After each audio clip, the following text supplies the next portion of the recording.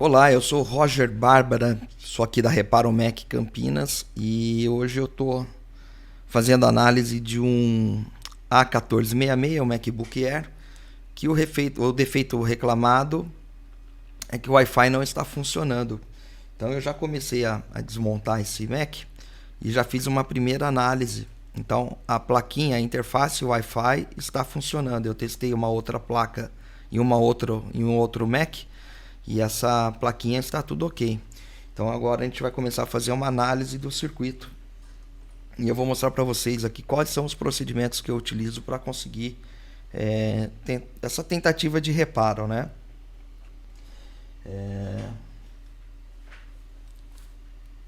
Esse aqui é o MacBook que está com defeito, que a gente vai fazer a análise dele. Esse outro aqui é o que eu tenho, que é um meu de teste que eu tenho em estoque. Então já coloquei a plaquinha Wi-Fi nessa daqui, funcionou direitinho. Então as duas interfaces aqui estão ok. Agora vamos concentrar no Mac do cliente aqui. Na verdade esse Mac é de uma outra assistência técnica que é parceira nossa, e então a gente tem essas possibilidades também de parcerias, né? Vamos lá.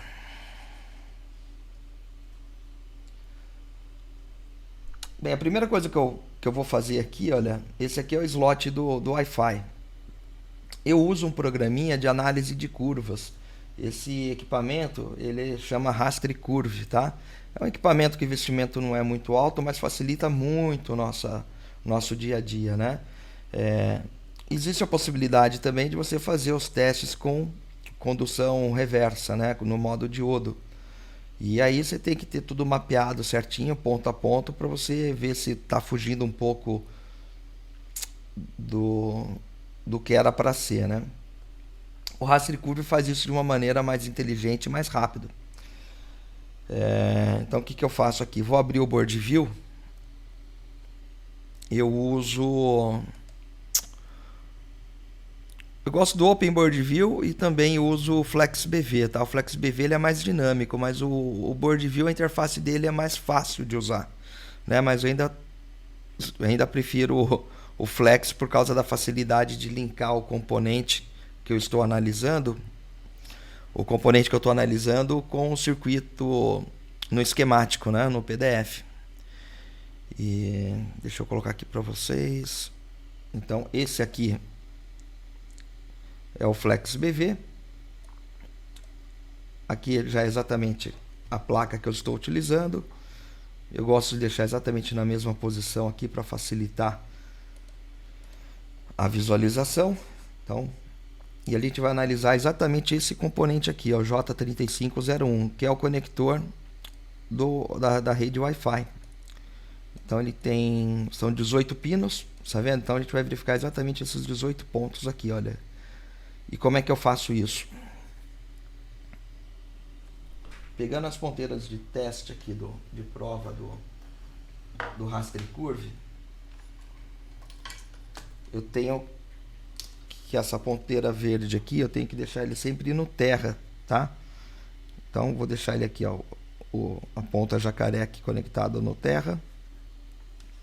E essa outra ponteira aqui, eu vou fazer análise de curvas de pino a pino. Só que eu vou pôr no microscópio aqui para ficar melhor. Então, espera um pouquinho que eu vou movimentar aqui. Pronto, esse é exatamente o conector que a gente vai analisar. Está exatamente na mesma posição do Board View. Está vendo? Então aqui eu já tenho alguns modelos de placas que eu já fiz a análise, né? Já tenho as informações. Venho aqui em fazer teste curva memória.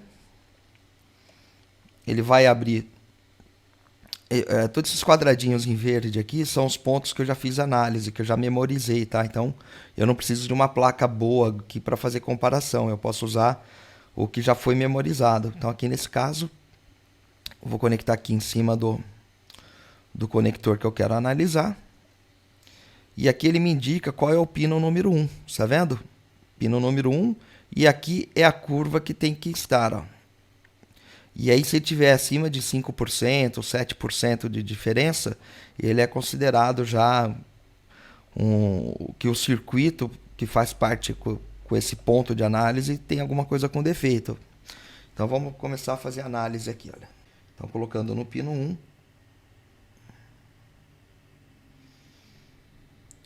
Às vezes o que acontece? Ele dá uma pequena diferença e ele vai se ajustando. Por quê? É o tempo que ele leva para carregar os capacitores, alguma coisa do tipo, né? E aí ele tem essa variação aí, ó. Você tá vendo que tá 3.5, 3.7. Isso é normal, tá, gente? Às vezes na hora de fazer a curva eu não fiquei esperando tanto tempo assim para memorizar. Então vou dar aqui como OK. Agora o segundo ponto, segundo pino. Ó, exatamente idêntico, OK. Terceiro pino. Quando ele é uma curva reta assim, normalmente alterna, tá? O GND. Então aqui também tá OK. Vamos pro quarto pino. Opa! Acho que aqui já tem um gato, hein? Olha como tá bem diferente uma curva da outra, então tem alguma coisa falhando aqui, nessa linha. Então aqui vou memorizar ela como um pino ruim.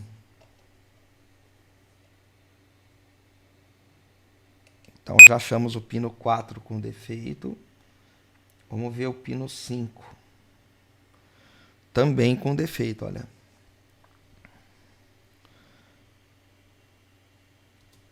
Então, pino 5 com defeito. Vamos ver o pino 6. Idêntico. Pino 7. Idêntico. Pino 8. OK. Pino 9. OK. Pino 10. OK. Pino 11. OK. Pino 12. OK. Pino 13. OK. Pino 14. OK. Pino 15. OK.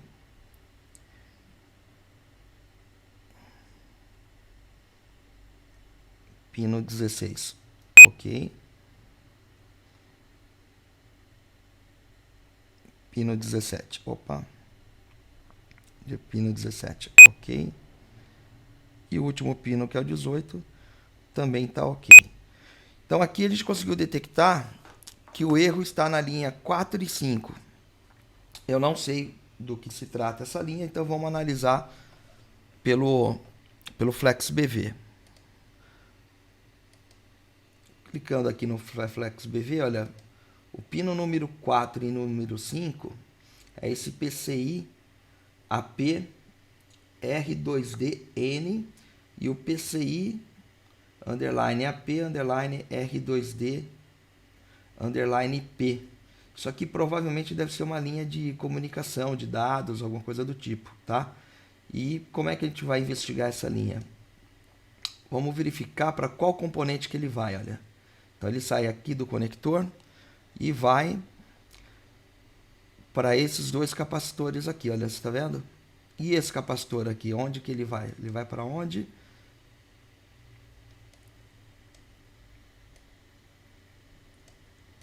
Ele vai para.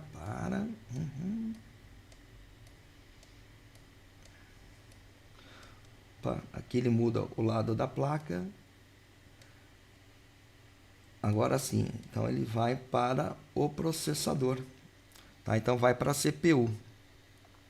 Então agora vamos fazer análise em cima desses dois capacitores.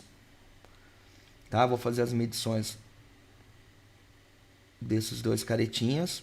E se tiver alteração aqui, eu já troco esses dois caretinhas. Ou se não der certo, se tiver OK esse capacitor, provavelmente o defeito pode estar no meu processador ou uma solda fria na CPU. Então aí eu teria que fazer um reflow de leve, né, para não correr o risco de danificar o processador.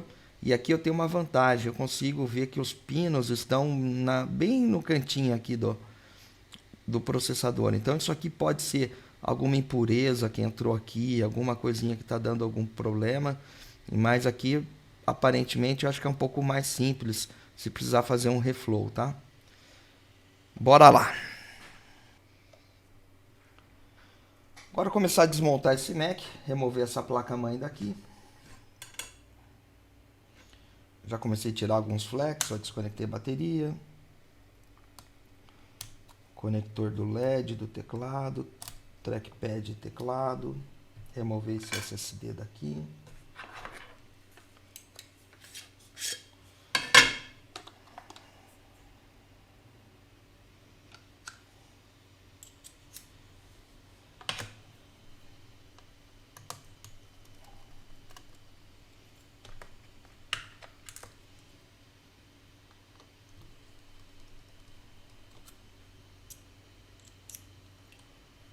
Só para você que está desmontando o seu MacBook Air, uma dica muito importante, tá? Esse parafuso aqui da ventoinha, ele é menor do que os outros todos da placa. Por quê? Ele é de sobrepor a placa. Então, se você colocar um parafuso muito grande, ele atravessa e você pode perder sua placa-mãe, tá? Então, muito cuidado com esse aqui. Normalmente eu nem tiro essa ventoinha da placa, eu deixo ela aí. E outra dica que eu dou também, aqui ele tem um parafusinho que ele trava o dissipador na carcaça. E aqui passa dois fiozinhos da antena Wi-Fi, tá? Então se você tentar tirar aqui sem soltar esses dois parafusos da tela, ele pode mastigar o fio e também romper a sua comunicação com o Wi-Fi. Então não adianta ter preguiça, a gente vai desmontar, tem que desmontar com toda a cautela possível, tá? Ainda mais se tratando de uma máquina de cliente.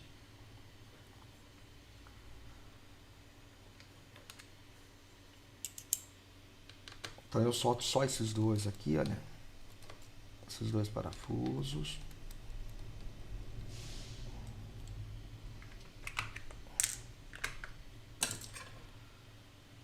E aqui eu já consigo tirar os fios da antena do caminho do dissipador, tá vendo?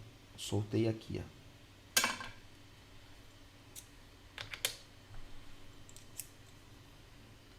E aqui ele tem um parafusinho bem pequenininho. Pronto, eu já removi ele.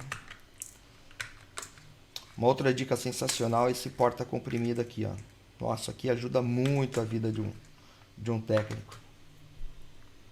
Você já marca a ordem de serviço do Mac e assim você não corre o risco de confundir com outras máquinas, tá?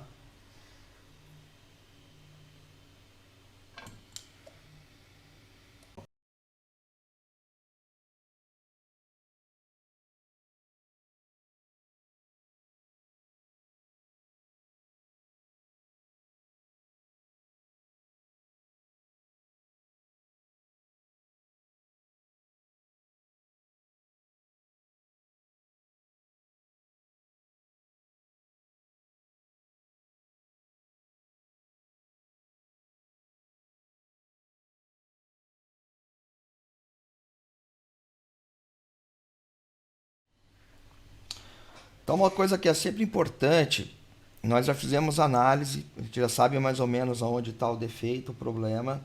Não é saindo metendo calor na placa sem ter certeza de onde você está mexendo, tá? Então é que vários amigos meus comentam, isso não é conserto. Você não consertou se você só trocou a peça, né? Você tem que saber o que você está fazendo e como que você chegou até lá para resolver esse problema. Então a primeira coisa que a gente faz assim é fazer inspeção visual. E claro, você pode olhar por cima se tiver uma visão boa, mas o ideal é você olhar no microscópio, gente.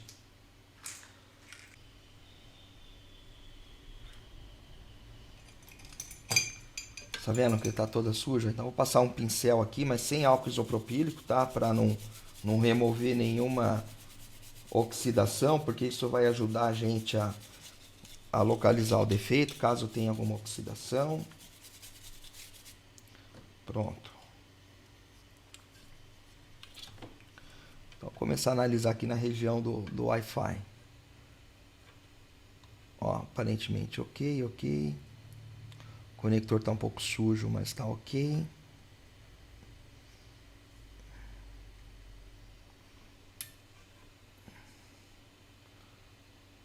Aparentemente tudo certo.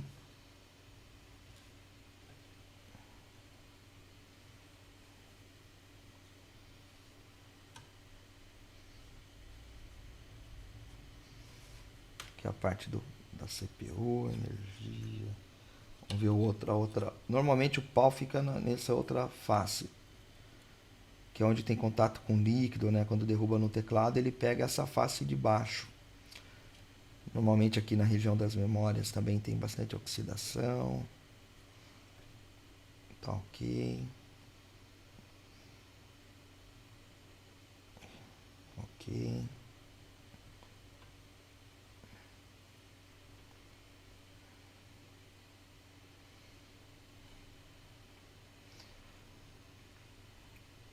Cara, e não adianta ter preguiça, cara. A análise visual você consegue resolver aí uma boa parte dos defeitos.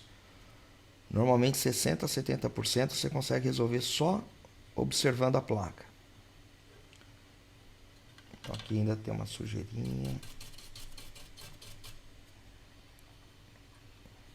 Eu uso esse pincelzinho aqui, é tipo uma brochinha de pintura, sabe? Muito boa. Ai, ai. Opa! Temos um problema. E aonde que é? Justamente nos capacitores que apresentou o defeito. Ó. Olha ele aí. Então, não preciso, gente, meter calor no processador. O defeito está aqui nesses dois capacitores, tá? Tomar cuidado, pessoal, como está oxidado, não forçar muito, senão pode voar os componentes, tá? Então, aquelas, tá vendo? Tá bem comprometido, ó.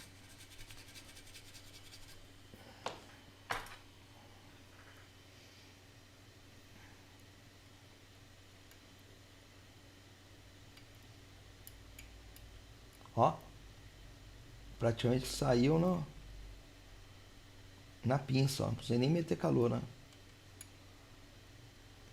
Então, beleza. Aqui, pessoal, recomendado nem é ficar raspando muito, e sim colocar um fluxo, né, de qualidade e deixar o fluxo agir para arrancar essa oxidação.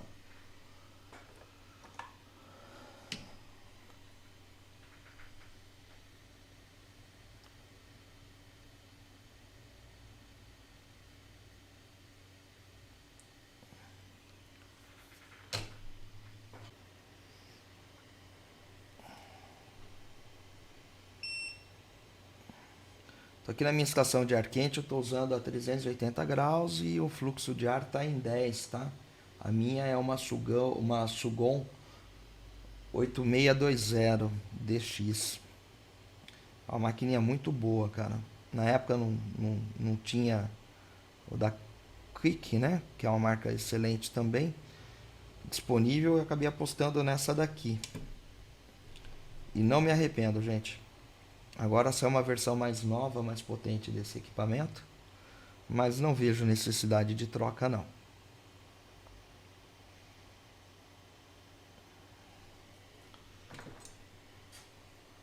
Aproveitar já dar uma raspadinha aqui, ver se o pad está inteiro.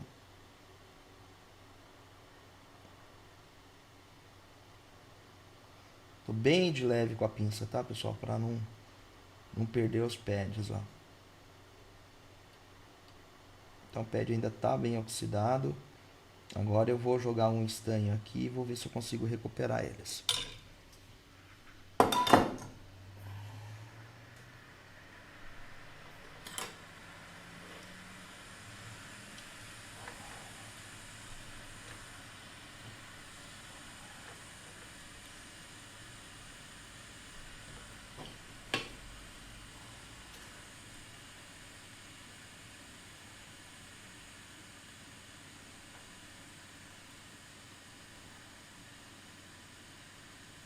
Opa! Ah, pessoal, aqui uma coisa importante. O ferro de solda não pode estar com a temperatura muito alta, tá? Se tiver, eu estou usando 340 graus. Se tiver com 370, 380, se você estiver raspando assim, ele pode arrancar o pé de fora. E aí você vai ter que se virar nos 30, né? Refazer aí a trilha. E muitas vezes o pad ele vai para o outro lado da placa e aí complica um pouco mais. Mas tudo tem jeito, né? Então aparentemente aqui os pads estão ok. Bora remover esse estanho daí.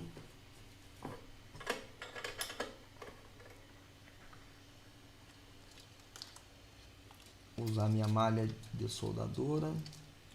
Eu tenho uns pedaços aqui mais velhos que já estavam usados, que eu aproveito o máximo, porque isso aqui de boa qualidade é bem carinha, então tem que aproveitar ao máximo os insumos, né?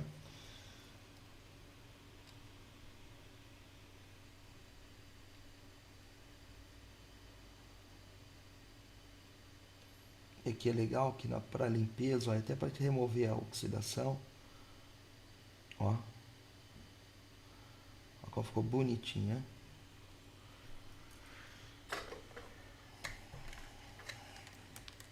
Outra coisa, eu não gosto de usar álcool isopropílico, eu prefiro usar thinner. O thinner ele remove muito melhor o fluxo, que eu também gosto de usar da Antec original. Aí o pessoal fala, como é que você sabe que é original? Porque a gente montou um grupo de alguns técnicos, inclusive o Bruno Motter lá da Pineapple, um grande amigo. E aí a gente compra direto no site da Antec, ou acho que é lá do Luiz Rosman, né? É. Então, o produto dele é fantástico. Então tá aqui. Agora vamos voltar para os capacitores aqui. E eu acho que vai resolver o problema. Então, aqui eu já achei uma placa doadora. E são exatamente esses dois capacitores aqui que eu vou ter que jogar para outra placa lá, né? Então aqui antes de remover da placa eu já dou uma boa limpada. Já estanho, tá? Então eu já faço um talentinho aqui nesses capacitores, né? Então jogo um pouquinho de fluxo.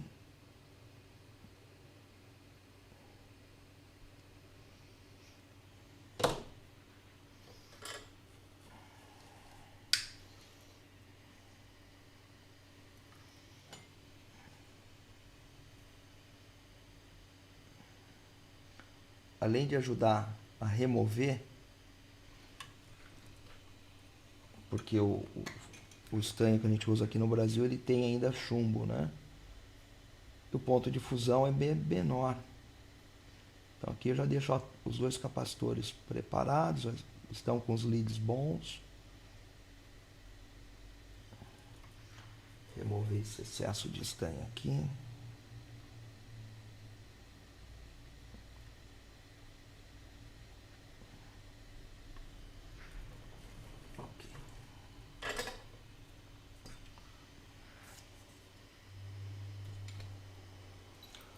Para remover, gente, eu gosto de colocar mais calor, tá? Eu vou jogar 415 graus mais ou menos.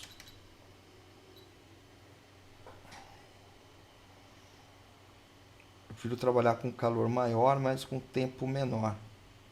Acho que judia menos da placa. Claro, cada um gosta de trabalhar de uma maneira, né? Mas eu me adaptei melhor assim. Então aqui já soltei um, já soltei o outro. E agora é migrar para outra placa. É voltar ao estanho, gente. Então eu vou pôr mais uma vez o fluxo e vou passar um estanho novo.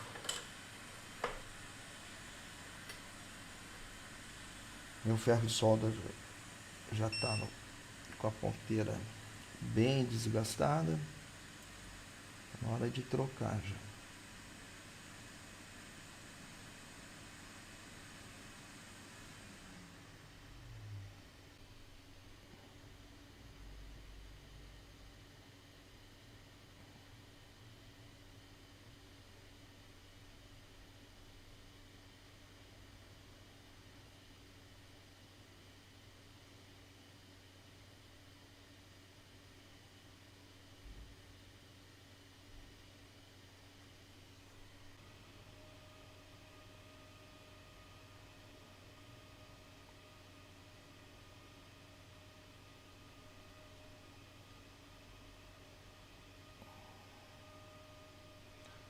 Aqui, pessoal, tá dando impressão que tá em curto, mas não tá não, tá? É por causa do brilho da lâmpada que eu tenho aqui em cima.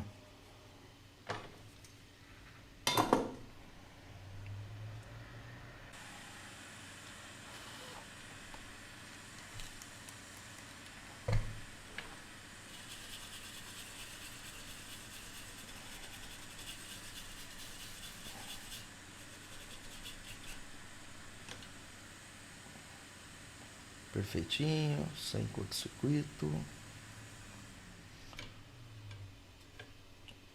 Agora vamos medir direto o pino 4 e 5. Vou fazer novamente a medição aqui.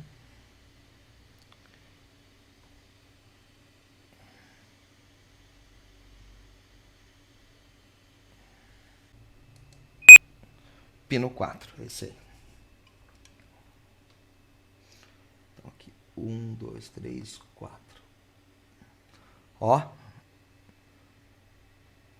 tá dentro da margem, viu, pessoal? 2%, 3%. Ó como já mudou a curva. Então a curva aqui tá bem similar. Vamos ver o pino 5.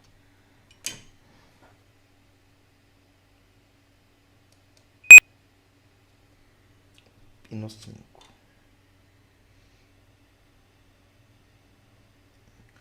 Também na mesma proporção, entre 2 e 3% variando. E a curva tá bem similar também.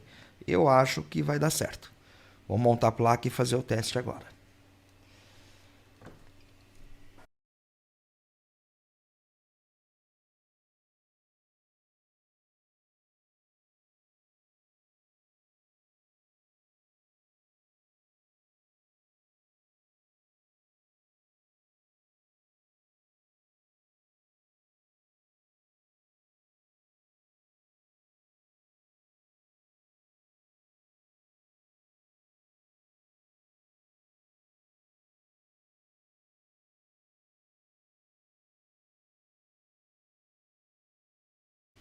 Como o cliente não me passou a senha de usuário, eu estou botando por um SSD externo aqui, está conectado à porta USB.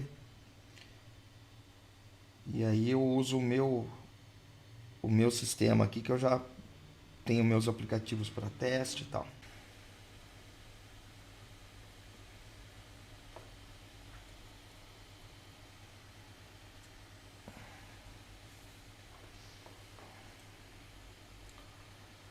Então vamos ver se já reconheceu a interface de Wi-Fi. Se conecta na rede.